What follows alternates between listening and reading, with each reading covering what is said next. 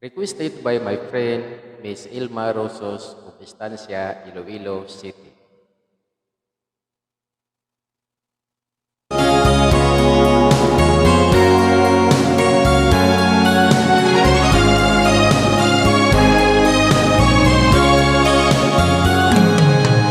Halata ang lungkot sa iyong mga mata, kahit di sabihin mo aking nadarama. Ang paglayo niya'y huwag mong ipagdamdam, mabuti nga na lamang siya'y salawahan.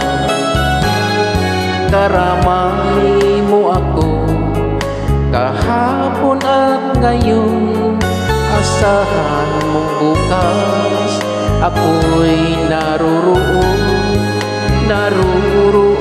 ako.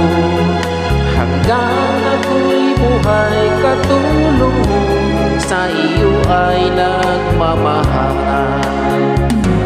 Tutulungan kita, malimot mo siya, ibabalik ang dati mong sigla. Aking gagamutin puso mo, sinukat ang sugat na dulot niya sa lawan.